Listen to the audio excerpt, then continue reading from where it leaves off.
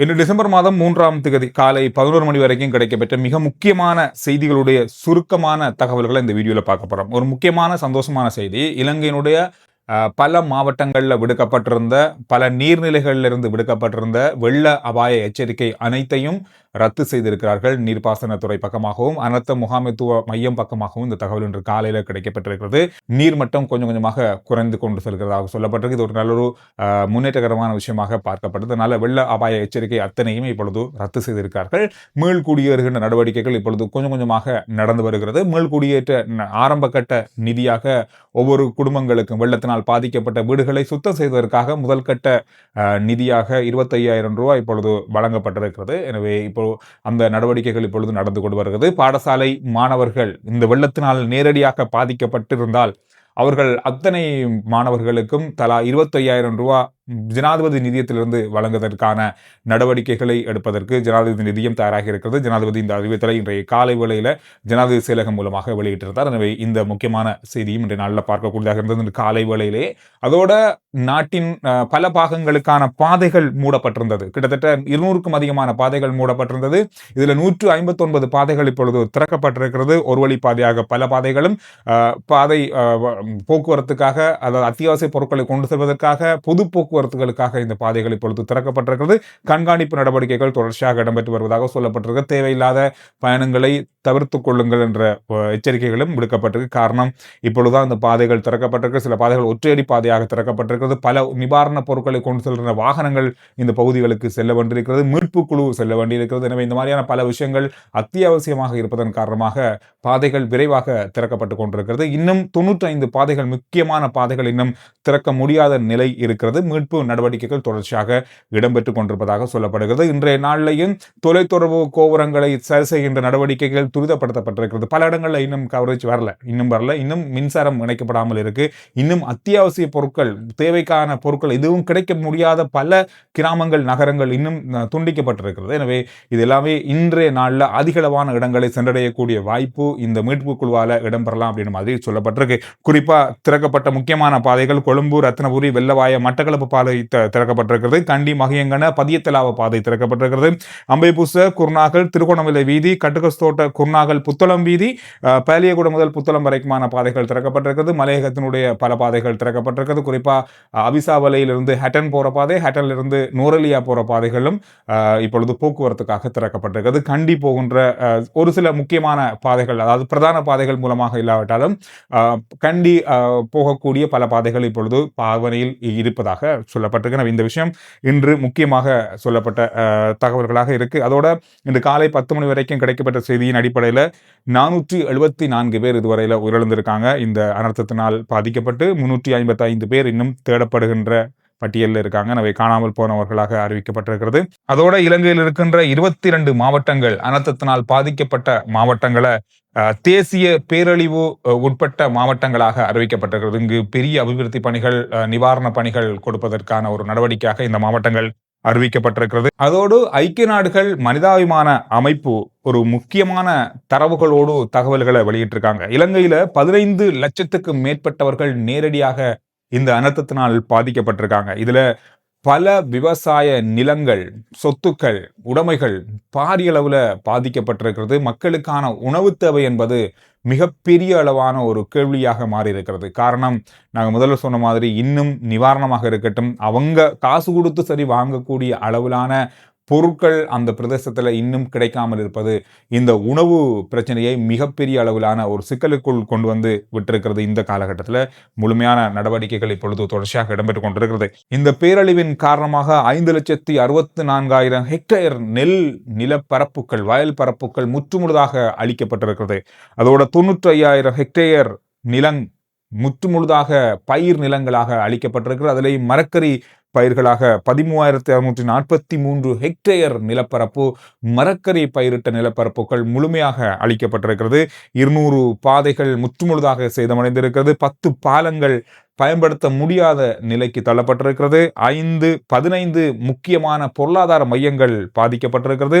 மரக்கறிகளுடைய விலை 30% முதல் 200% வரை உயர்ந்திருக்கிறது. அதோட அரிசி, பருப்பு, முக்கியமான அத்தியாவசிய பொருட்களுக்கான விலைகளும் சற்று அதிகரித்திருக்கிறது. இது வருகின்ற நாட்கள்ல உணவினுடைய பாதிப்பை மிகப்பெரிய அளவில் இருக்கும். இப்ப இந்த 15 லட்சம் பேருக்குமான உணவின் தேவைகளையும் அதிகரித்திருக்கிறதை இந்த அமைப்பு சுட்டிக்காட்டியிருக்கிறது. அதோடு மட்டுமில்லாமல் உடனடி உணவு தேவைகள் மக்களுக்கு உலர் உணவுகளாக வழங்கப்பட வேண்டும் அப்படின்றதும், பண உதவி, விவசாயம் உள்ளிட்ட பல அபிவிருத்தி பணிகள் உடனடியாக இந்த மக்களுக்கு சென்றடைய வேண்டும் என்றும் இந்த அமைப்பு தங்களுடைய கணிப்பில் குறிப்பிட்டிருக்கிறது.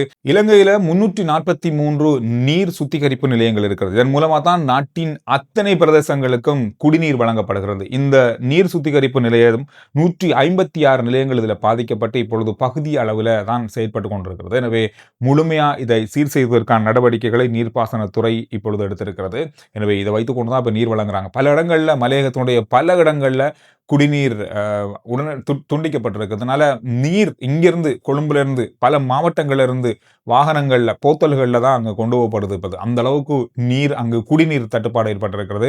எனவே இது ஒரு பெரிய ஒரு பாரதூரமான விஷயமாக மாறி இருக்கிறது. அதனாலதான் அதிகளவான நீர் இப்ப நீங்க கொழும்புல சூப்பர் மார்க்கெட்ல அங்கே போய் பாத்தீங்கன்னா எந்த ஒரு தண்ணீர் போத்தலும் நீங்க வாங்க முடியாது. ஏன்னா உதவி செய்யறவங்க ஒரு நிவாரண பணிகளுக்காக வாங்கி கொண்டு போனதன் காரணமாக நீர் தட்டுப்பாடு, போத்தல்கள்ல இருக்கிற நீர் தட்டுப்பாடு இங்க கொழும்புல நிறைய சூப்பர் மார்க்கெட்டுகள்ல இருக்கு. எனவே இது அனைத்துமே மத்திய மலைநாட்டினுடைய பல பகுதிகளுக்கு கொண்டு செல்லப்படுது. காரணம் அங்கு நீர் விநியோகம் தடைபட்டிருப்பதால. இன்னொரு முக்கியமான விஷயம், இன்று சமூக வலைதளங்கள்ல கொஞ்சம் புகைப்படங்களும் வீடியோக்களையும் பார்க்க எடுத்தது. இப்பதான் மக்கள் அந்த நேரத்தில் அந்த அனர்த்த நேரத்தில் எடுக்கப்பட்ட வீடியோக்கள், புகைப்படங்களை இப்பதான் போஸ்ட் பண்றாங்க. காரணம் மின்சாரம், தொலைத்தொடர்பு இல்லாத காரணமாக. உங்களுக்கு தெரியும், ஒரு 69 பேர் ஒரு பேருந்துல போய் சிக்கல் பட்டு ஒரு கடைக்கு கூரைக்கு மேல இருந்தாங்க. அந்த இடத்தை இன்றைய நாள் ஒரு வீடியோல பார்த்தேன். பாருங்க எப்படி இருக்குன்னு சொல்லி. பஸ் எப்படி இருக்கு?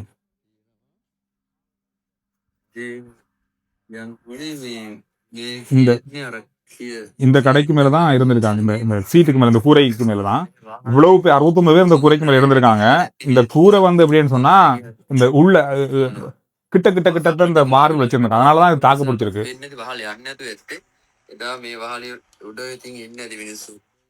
அந்த அளவுக்கு ஒரு மிகப்பெரிய ஒரு அனர்த்தத்திலிருந்து 69 பேரை காப்பாற்றி இருக்கிறது இந்த கடை. இது தொடர்பான பல வீடியோக்கள் இன்றைய நாளில் பார்க்க கிடைத்தது. இன்னும் ஒரு அழகான ஒரு விஷயம் இது பாருங்க.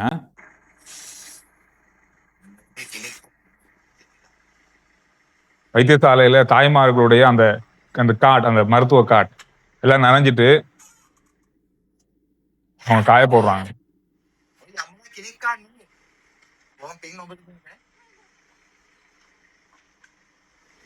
எப்படி இருக்கு பாருங்க. இந்த வீடியோ நல்ல பல இடங்கள்ல சமூக வலைதளத்துல பார்த்தேன். இந்த பாதையை பாருங்க. ராஜாங்கனை வீதி எப்படி உடைஞ்சிருக்கு பாருங்க பாதை. இதெல்லாம் எந்த காலத்துல திருத்த முடியும் அப்படின்றது.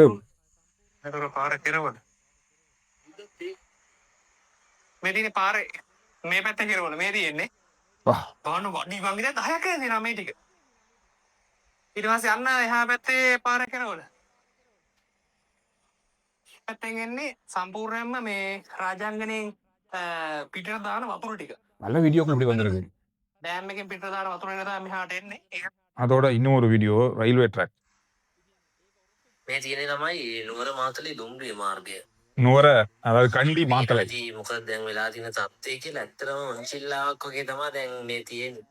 பாருங்க, ட்ரக் அப்படியே ரயில்வே ட்ராக் அப்படியே இருக்கு. கீழே உள்ள நிலம் அப்படியே போயிருக்கு.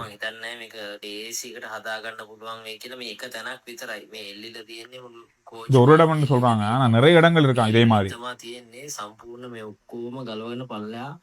පල්ලෙහා ගෙදරක් දක්වාම ගලවගෙන ගිහින් තියෙන්නේ. මේ එක තැනක් විතරයි පේනවනේ ඈත කඳුත් එක්ක ලස්සනට තිබ්බට හැම ගෙදරකටම වගේ ලොකුවටම හානි වෙලා තියෙනවා.